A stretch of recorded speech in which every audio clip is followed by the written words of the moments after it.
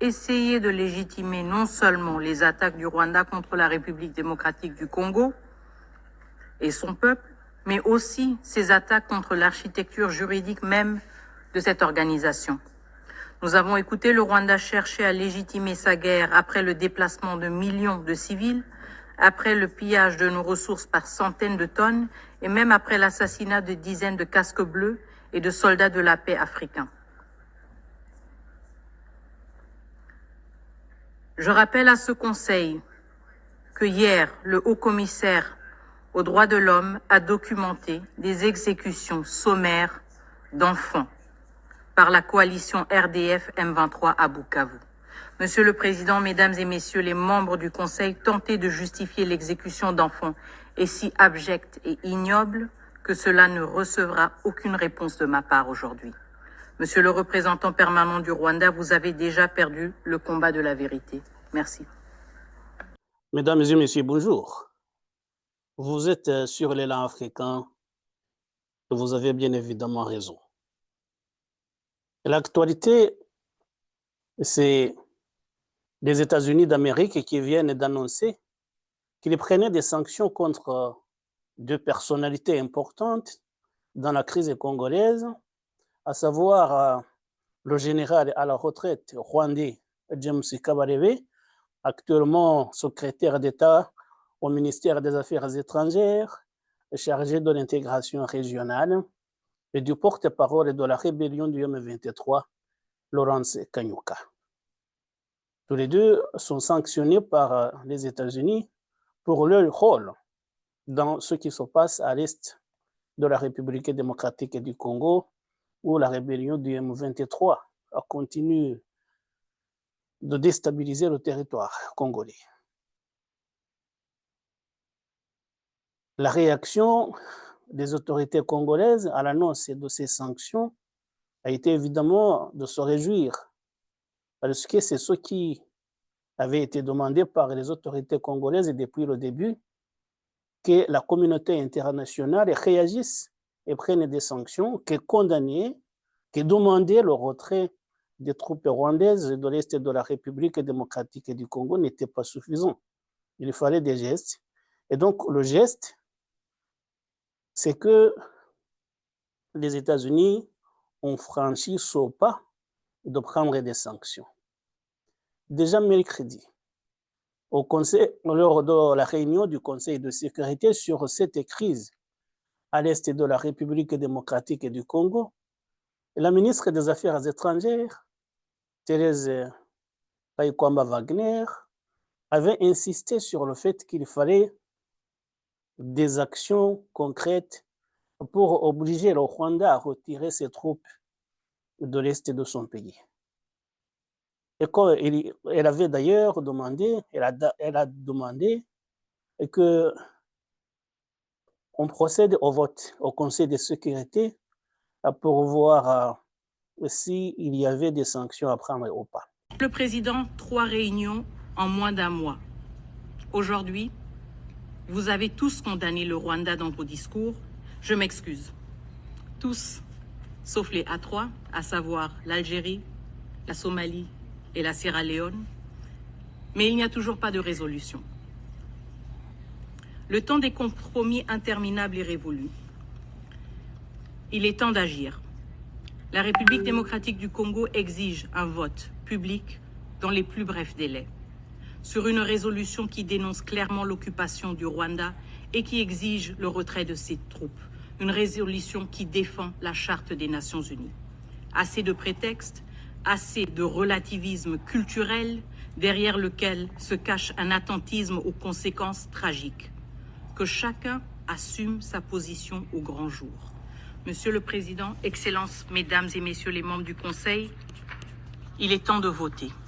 Je vous remercie. Et comme pour lui répondre, l'ambassadrice américaine aux Nations Unies a encore une fois condamné le comportement du Rwanda qui continue de déstabiliser le territoire de son voisin congolais, mais avait estimé que son pays était prêt à prendre des sanctions. Nous réunir pour discuter de ces cycles prévisibles de violence. Depuis des mois, nous avons constamment vu le M23 et le Rwanda ignorer les cessez-le-feu, conquérir des territoires sous des faux prétextes et nier qu'ils avaient l'intention d'aller plus loin.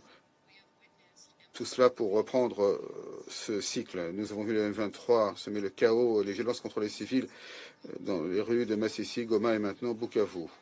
Tout cela sous couvert de libération, de rétablissement de l'ordre. Les États-Unis condamnent fermement la prise de l'aéroport de Kavumu et de la ville de Bukavu par le M23 et les forces rwandaises. Nous continuons à pleinement soutenir le peuple congolais et la souveraineté et l'intégrité territoriale de leur pays. Une fois de plus, nous exhortons le M23 à mettre un terme immédiatement à son offensive et à se retirer de tous les territoires dont il a pris le contrôle. Nous exhortons le Rwanda à cesser de soutenir le M23, à retirer immédiatement ses forces de la RDC et à demander des comptes aux auteurs des violations des atteintes aux droits humains. Nous avons maintenant des rapports confirmés du HCDH d'exécution sommaire d'enfants par le M23 à Bukavu, parmi d'autres graves violations des droits humains. Nous condamnons ces atteintes pour lesquelles il ne saurait y avoir d'impunité. Nous avons observé avec préoccupation les manifestations de lundi aux bases de la MONUSCO à Goma. Nous restons extrêmement préoccupés de rapports fiables selon lesquels le M23, avec l'appui du Rwanda, orchestre ces manifestations qui, par le passé, ont tué des soldats d'APE et des civils. Nous condamnons toutes les actions qui nuisent aux soldats d'APE de l'ONU et qui entravent le mandat de la MONUSCO de protection des civils, qui est absolument essentiel en ce moment dans l'est de la RDC. Le M23 doit immédiatement cesser ses menaces d'hostilité contre la MONUSCO, doit rouvrir l'aéroport de Goma et garantir la pleine liberté de déplacement de la MONUSCO, notamment au poste de frontière. Au vu du soutien du Rwanda aux hostilités du M23 contre la MONUSCO, nous répétons que l'ONU doit immédiatement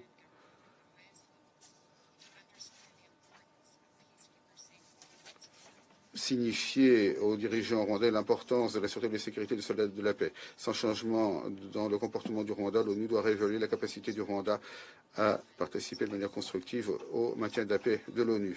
Nous appelons à la protection et la liberté de déplacement des civils qui recherchent la sécurité. Toutes les parties doivent respecter le droit international, les principes du droit international humanitaire, doivent mettre un terme aux attaques contre les infrastructures civiles et garantir un accès humanitaire sans entrave.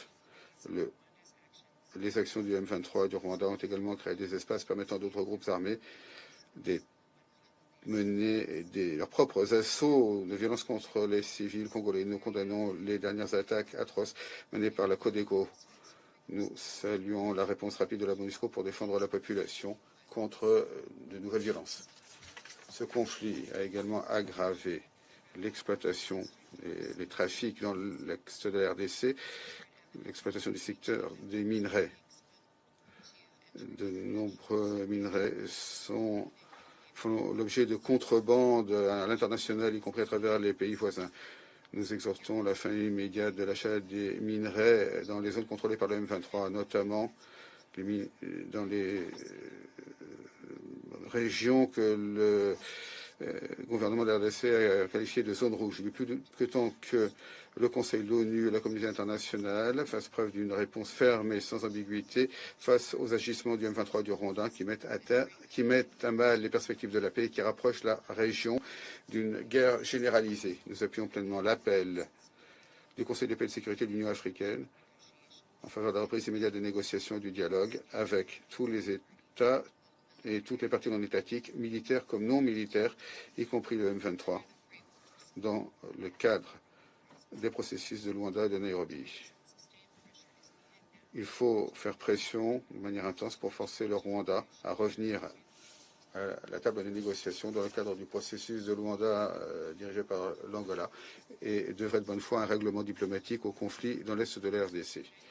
Les États-Unis sont préparés à œuvrer avec les membres du Conseil à des sanctions au comité 1533. Nous exhortons les membres du Conseil à agir de toute urgence. De plus, nous restons prêts. Et le lendemain, effectivement, c'est ce qui s'est passé, puisque les autorités américaines, le ministère du Trésor a annoncé des sanctions contre les deux personnalités, donc le général à la retraite James Kabarebe et le porte-parole de la rébellion congolaise, Laurence Kanyuka. Patrick Mouyaya, porte-parole du gouvernement congolais, a indiqué que, évidemment, cette décision allait dans le bon sens et qu'il espérait que ce sera le début d'une série d'autres sanctions plus robustes, c'est ces mots, pour obliger le Rwanda à écouter ce que lui demande la communauté internationale. Et il a demandé à la communauté internationale, justement, d'autres pays occidentaux notamment, et l'Union européenne, de suivre l'exemple des États-Unis. Évidemment, c'est ce qu'on attend voir si d'autres pays suivront les États-Unis. Il serait par ailleurs naïf de croire que nous sommes isolés et que nous soyons le seul pays qui souhaite prendre des mesures. Je note par exemple que le groupe international de contact dont nous faisons partie avec les États-Unis, la Grande-Bretagne, la Suisse, l'Allemagne, la France, les Pays-Bas et d'autres encore, a pris une position très ferme vis-à-vis du Rwanda hier dans son communiqué. Hier, toujours, des voix se sont encore élevées, y compris de pays africains, au Conseil des Nations Unies pour dénoncer la situation et appeler à une réaction de la communauté internationale. Tout ce dossier sera traité, à ma demande, au Conseil Affaires étrangères de lundi prochain, où nous cherchons à avoir une approche collective. J'y défendrai à nouveau l'importance de prendre des sanctions individuelles, de suspendre le dialogue sécurité-défense avec le Rwanda, de suspendre le mémorandum d'entente sur les matières premières critiques ou encore de suspendre le financement de l'armée rwandaise au Mozambique.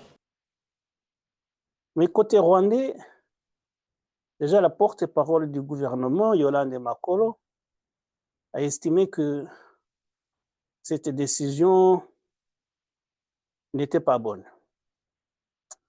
Que si les sanctions pouvaient résoudre la crise congolaise, la guerre se serait arrêtée il y a longtemps. Et pour elle, il faudrait plutôt continuer à soutenir les efforts de la diplomatie visant à trouver une solution à la crise congolaise. Évidemment, elle n'allait pas se réjouir de cette décision qui n'arrange pas les affaires du gouvernement rwandais, il faut le dire. Et le ministre lui-même, le ministre des Affaires étrangères, Olivier Nduhungirehe, en réaction, a demandé à la population rwandaise de ne pas avoir peur de cette sanction qui a été infligée à l'un des éminents membres du gouvernement rwandais, puisque ce n'est pas la première fois que de telles sanctions étaient prises contre, je cite, ceux qui luttent pour leur liberté et contre l'injustice. Enfin, apparemment, j'essaie de paraphraser, mais c'est ce qu'il a dit. Donc, pour revenir aux personnalités sanctionnées, Laurence Kanyuka, porte-parole de la rébellion, c'est quelqu'un qui, jusqu'à récemment, n'était pas très connu du grand public. Mais on l'a vu ces derniers temps, il s'est illustré dans les communications qu'il a publiées, dans la prise de parole, et justement, c'est son rôle, il est porte-parole, en demandant notamment récemment au Burundi de retirer ses troupes de l'Est de la République démocratique du Congo. Et c'est lui qui a annoncé la prise de Goma, la prise de Bukavu, des choses comme cela. C'est son rôle. Mais on ne connaît pas grand-chose de ce rebelle, puisque il n'est pas très connu. C'est ce qu'on peut dire. Et on ne va pas parler de lui longuement, puisque, à part ce qu'a annoncé le gouvernement américain, c'est quelqu'un dont on ne connaît pas grand-chose. En revanche, concernant le général James Kabarebe, il y aurait peut-être beaucoup de choses à dire. James Kabarebe est l'un des plus proches collaborateurs du président rwandais Paul Kagame depuis longtemps, depuis la rébellion.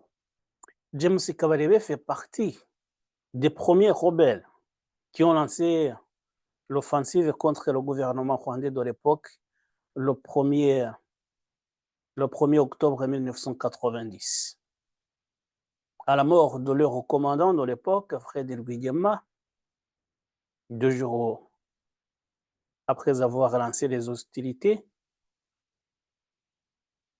c'est Paul Kagame qui l'a remplacé. Lui, qui suivait une formation militaire aux États-Unis d'Amérique, s'est empressé de rentrer en Ouganda et de venir prendre les commandes de la rébellion du FPR. Et parmi les premières mesures qu'il a prises en arrivant, Paul Kagame, puisqu'il devait organiser effectivement, il devait constituer son équipe, il a nommé le général James Kabarebe, à l'époque il n'était pas général bien entendu, il a nommé James Kabarebe comme son aide de camp. C'était en octobre ou novembre 1990. Et depuis lors, James Kabarebe a été toujours aux côtés de Paul Kagame. Il a participé à toutes les décisions, bonnes et mauvaises, parfois criminelles. Et c'est pour cela justement que son rôle dans l'histoire de la rébellion du FPR est un rôle très important. On a vu déjà, vous savez, il y a 2 mandats d'arrêt qui ont été lancés dans les années 2000 contre les proches du président rwandais Paul Kagame, et chaque fois, James Kabarebe était sur la liste. En 2006, si vous vous en souvenez, le juge français Jean-Louis Bruguière a lancé des mandats d'arrêt contre certains officiers rwandais accusés d'avoir participé à l'organisation de l'attentat contre l'avion du président Habyarimana. Vous savez, l'attentat qui a coûté la vie au président Habyarimana et à son homologue burundais Cyprien Ntaryamira, c'était le 6 avril 1994. Donc, le juge français Jean-Louis Bruguière, en 2006, a lancé des mandats d'arrêt contre ceux qui ont participé à la planification de cet attentat.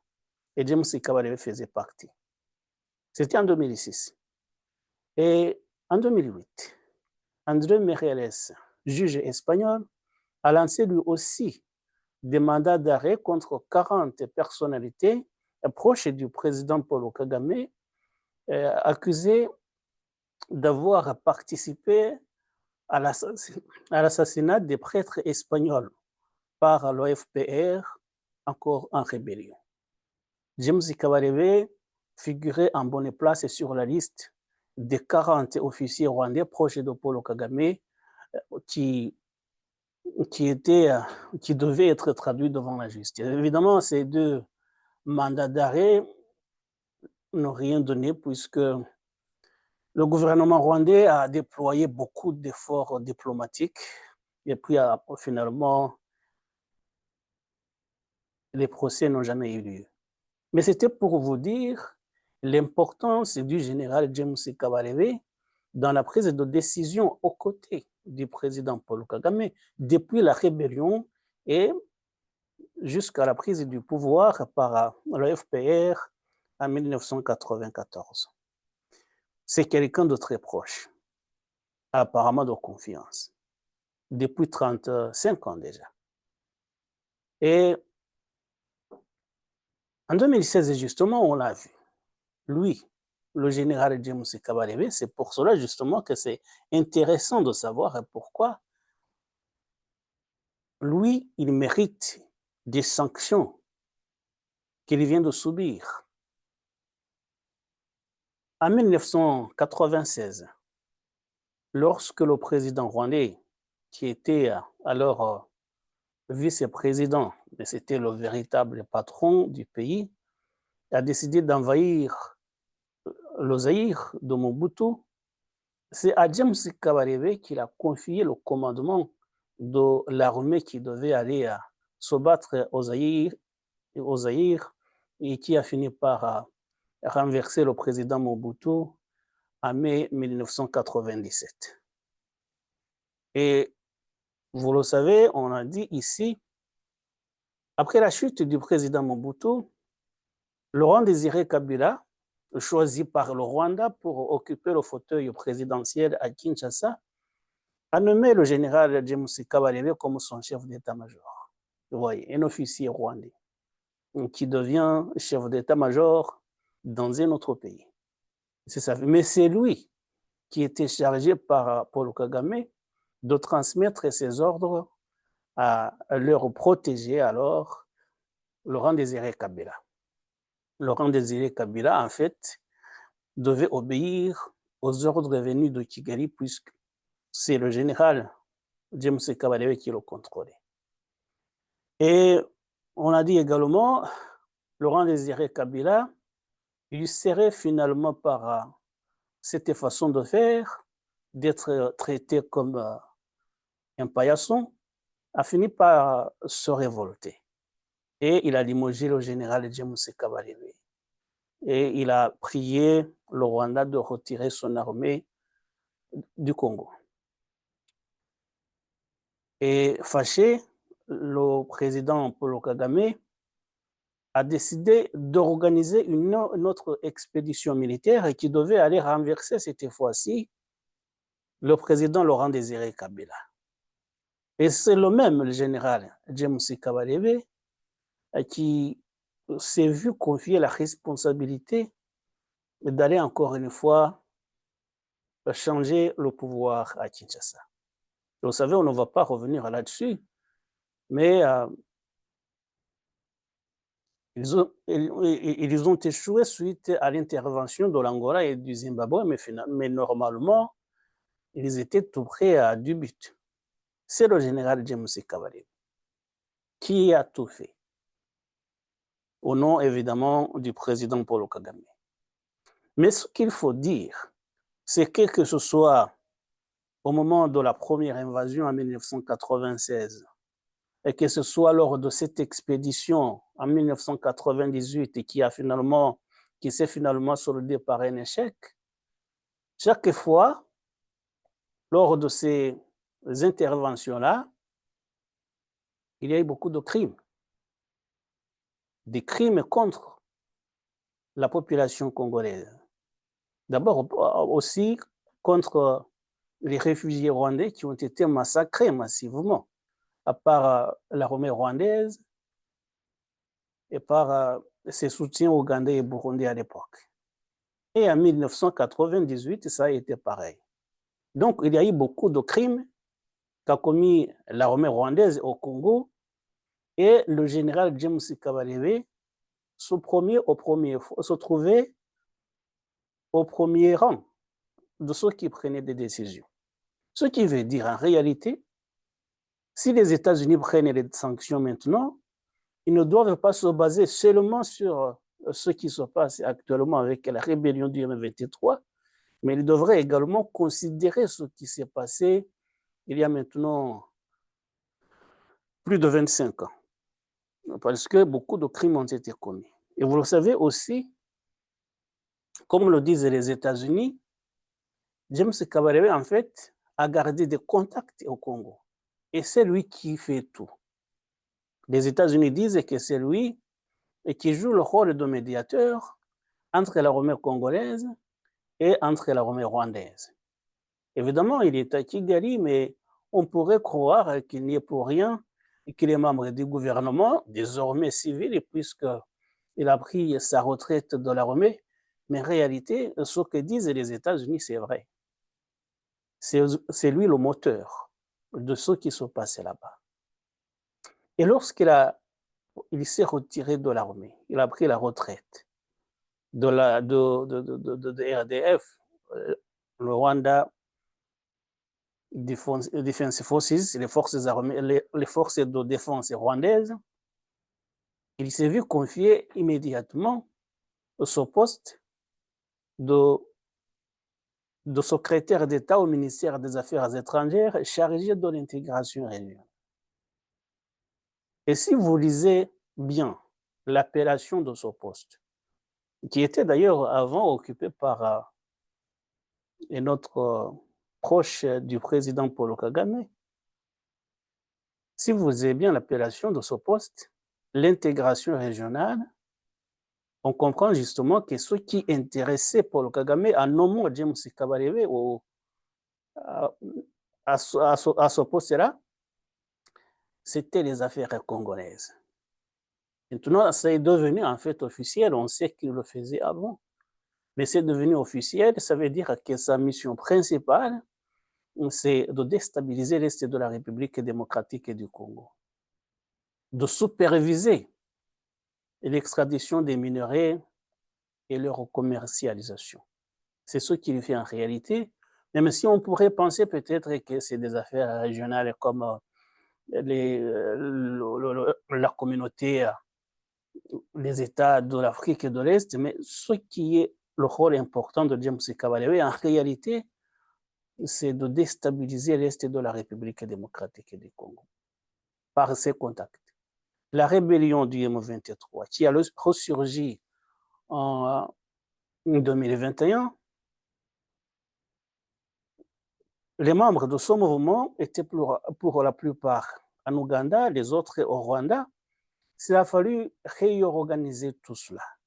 Ça veut dire les remettre en contact, leur donner des armes, peut-être de l'entraînement. Il fallait quelqu'un qui connaissait bien le terrain.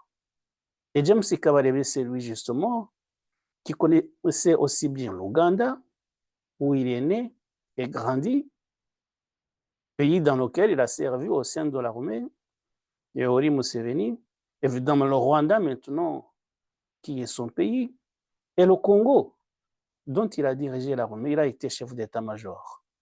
Donc il connaît bien les trois pays, et puis il a beaucoup de contacts. Parce que c'est lui qui a installé le pouvoir de Laurent Désiré Kabila à Kinshasa. Donc, il connaît des gens. Et puis, au fil des ans, après l'assassinat, justement, parmi les forfaits de James Kabarebe, c'est d'avoir commandité ou téléguidé l'assassinat du président Laurent Désiré Kabila en 2001. Il a réussi à le faire, évidemment, sur ordre du président Paul Kagame. Si les États-Unis veulent sanctionner James Kabarebe, et d'ailleurs je me demande pourquoi il est le seul, parce qu'il y en a bien d'autres qui ont servi à ses côtés, il faudrait considérer d'abord l'invasion de 1996, l'expédition militaire qui est allée jusqu'à Kitona en 1998, et puis l'assassinat du président Laurent Désiré Kabila. Voir toutes les rébellions factices qui ont été créées par le Rwanda depuis 1998 avec le RCD Goma, tout cela justement c'était la main de James Kabarebe qui était derrière. Et tous les crimes qui ont été commis par l'armée rwandaise, depuis lors jusqu'à présent, jusqu'à ce jour, en fait c'est lui qui décide de tout. Lorsque Paul Kagame a donné sa bénédiction, le reste, c'est du ressort du général James Kabarebe. Et en prenant ces sanctions, les États-Unis ont montré en réalité qu'ils avaient toutes les informations sur les agissements de l'armée rwandaise en général. Ils ont toutes les informations, et le contraire, justement, nous étonnerait. Ils ont toutes les informations. On se demande pourquoi ils ont tardé à réagir. Est-ce peut-être à l'arrivée de Donald Trump?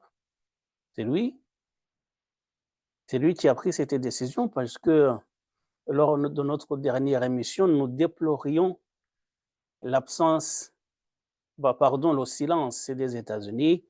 Et 2 jours plus tard, ils nous ont prouvé peut-être qu'ils avaient décidé. Et là, je les félicite. Je félicite et j'applaudis la décision qui a été prise. Même si, comme le disent les autorités congolaises, il faut aller plus loin encore. Il y a le général James Kabarebe, qui est le responsable déstabilisateur de cette région, de la part du gouvernement rwandais, effectivement. Mais il y a d'autres officiers rwandais qui sont sur le terrain et qui commettent des crimes. Et qui assassinent des gens. Et donc, les sanctions des États-Unis sont, les sanctions décidées par les États-Unis sont à saluer, mais il faut aller plus loin et considérer non pas la déstabilisation actuelle qui est en train de faire le Rwanda, mais remonter encore à quelques années. Reconsidérer ce qui s'est passé il y a maintenant 2 ou 3 décennies, parce que la guerre en cours n'est pas la première que le Rwanda fait contre ce pays voisin. Il faut considérer tout ce qui s'est passé et ne pas s'arrêter aux sanctions. Les sanctions, c'est bien. Peut-être c'est pour pousser le Rwanda à se retirer dès qu'il est encore temps. Mais il faut aller jusqu'au procès. Tous ces criminels qui se baladent sans s'inquiéter quand même, et c'est une honte pour la communauté internationale. Les gens qui ont tué les réfugiés rwandais en 1996, en 1997, en 1998, ils sont toujours là. Les uns sont au sein de l'armée rwandaise, les autres peut-être se sont brouillés avec le pouvoir et ont pris le chemin de l'exil, mais ils sont là et ils sont connus. Ils sont connus, et puisque les États-Unis viennent de nous montrer qu'ils avaient des informations importantes sur tout ce qui se passe, il faudrait établir une liste des responsables et les amener devant les tribunaux. C'est ce qu'il convient de faire. Ils sont là, ils sont connus, bon, on connaît quelques noms, mais nous, on n'a pas les moyens d'avoir accès aux informations comme des services de renseignement américains ou d'autres pays encore. Voilà donc ce que nous voulions dire sur ce dossier des sanctions imposées contre le général James Kabarebe et Laurence Kanyuka. Les réactions, justement, ont été contradictoires. C'est normal. Le Rwanda fustige les sanctions. Le Congo s'en félicite et demande que ce soit le début d'une série d'autres sanctions et qu'on aille plus loin comme nous sommes en train de le dire. Mais d'autres pays occidentaux également, c'est ce que demande le gouvernement congolais, devrait suivre. Et comme nous le disions dernièrement, il y a des pays qui sont prêts à prendre des sanctions. Nous avons vu, comme la Belgique par exemple, on a appris que l'Allemagne également avait convoqué l'ambassadeur rwandais à Berlin. Et nous le disions dernièrement lorsque la Grande-Bretagne avait convoqué l'ambassadeur rwandais à Londres. Quand on vous convoque en diplomatie, on n'a pas besoin de savoir ce qui va se dire, la teneur des discussions. Le fait même d'être convoqué est quelque chose de très grave et de très symbolique. Évidemment, il y a des démentis, il y a les dénégations de la part des autorités de Kigali qui continuent de dire qu'ils ne sont pour rien dans ce qui se passe à l'est de la République démocratique du Congo. Mais encore une fois, les preuves sont accablantes. Et donc, la Belgique est prête à prendre des sanctions. L'Allemagne est en train de suivre en convoquant l'ambassadeur. La Grande-Bretagne, on le voit encore une fois, c'est la France qui traîne les pieds. On se demande pourquoi. Ou on sait d'ailleurs pourquoi. C'est parce que justement, ils ont des intérêts à défendre en soutenant Paul Kagame. Mais là, on a dit, on ne va pas y revenir aujourd'hui. Tout simplement, c'est que les autorités congolaises demandent que ce soit le début et on pense que d'autres pays peut-être peuvent suivre. Les sanctions en soi ne sont pas très inquiétantes de la part. Ce sont des sanctions d'ordre financier, le gel des biens, peut-être l'interdiction de voyager dans certains pays pour ces personnalités sanctionnées. Mais James Kabarebe pourrait rester à Kigali ou voyager dans la région, ne pas être inquiété.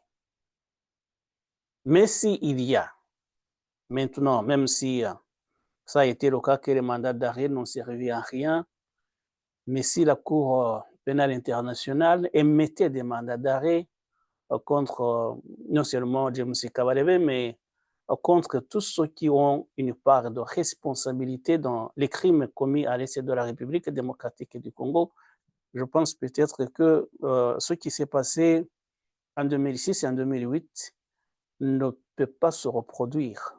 Parce que les efforts de la diplomatie qu'ont déployé les autorités rwandaises à l'époque, qui ont fini par faire échouer les mandats, faire annuler les mandats, je ne sais pas si ça pourrait être le cas aujourd'hui.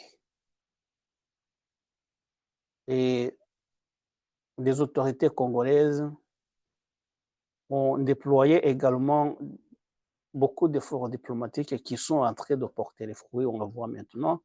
Et je pense que le Rwanda est en train de perdre les ailes. Et il faudrait justement que le Rwanda, le gouvernement rwandais, le président Paul Kagame puisse considérer cette décision d'envahir le Congo et ne pas continuer à s'entêter. Il serait temps qu'il retire l'armée du pays voisin et laisser les Congolais tranquilles. Vous savez, on se demande souvent, quand je discute avec les amis, si jamais les autorités congolaises parvenaient à reprendre par la force tous les territoires occupés par l'armée rwandaise, ou la rébellion du M23 et l'armée rwandaise, c'est du pareil eux-mêmes, on craint pour la sécurité nationale du Rwanda. Parce que les gens qui se battent, qui sont frustrés par les défaites qu'ils subissent, je parle des Congolais, les militaires congolais et les Wazalendo, si jamais ils parvenaient à reprendre ces territoires par la force, on a peur pour la suite.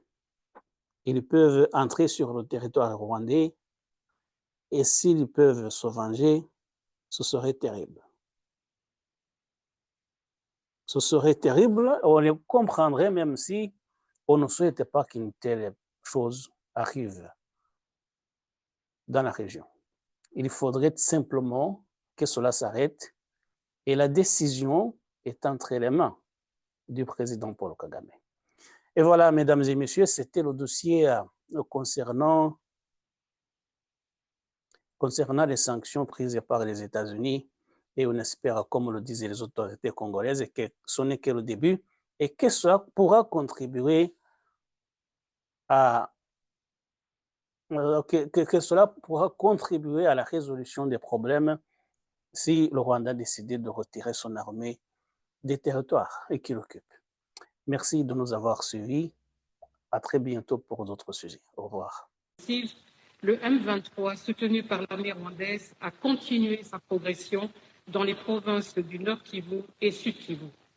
Cette avancée a eu des conséquences dévastatrices, entraînant la perte de nombreuses vies humaines lors de la prise de contrôle de Goma. En 2 semaines, l'Alliance Fleuve Congo, dont le M23 est une des principales composantes, a établi une administration parallèle à Goma avec la désignation d'un gouverneur et d'un maire.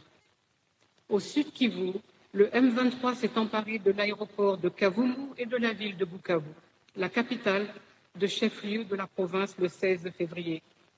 Le M23 a depuis continué son avancée et s'est emparé hier de la ville de Kamanyola, qui est à la hauteur du point de jonction des 3 frontières entre la République démocratique du Congo, le Rwanda et le Burundi. Depuis la prise de Goma, le M23 impose de sévères restrictions sur la liberté de mouvement de la MONUSCO, empêchant les efforts visant à évaluer les dégâts à l'aéroport de Goma et à aider à l'élimination en toute sécurité des munitions non explosées dans la ville. Le M23 a également empêché la MONUSCO à réapprovisionner en eau et autres produits de première nécessité les troupes de la mission de la communauté de développement de l'Afrique australe en République démocratique du Congo, SAMI-RDC. De plus, le M23 contrôle toutes les routes entrant ou sortant des zones sous sa domination. Cela pose de sérieux défis au personnel civil et en uniforme de la MONUSCO pour les rotations essentielles à la mise en œuvre de son mandat, dont la priorité est la protection de la population civile. Par ailleurs, les infrastructures essentielles de la MONUSCO à Goma et dans d'autres localités du Nord Kivu sont soumises à une pression extrême. Elles abritent des personnes qui s'y sont réfugiées pour bénéficier de la protection de la mission conformément au droit humanitaire international. Cependant, ces installations n'ont jamais été conçues ni équipées pour héberger un grand nombre de personnes sur une longue durée. La situation est d'autant plus critique que les conditions sanitaires et d'hygiène se détériorent rapidement et posent un risque à la fois pour les protégés et le personnel de la MONUSCO. Cette problématique alimente la désinformation et est utilisée afin d'amplifier les sentiments anti-MONUSCO. Monsieur le Président, la situation des droits humains dans le Nord et le Sud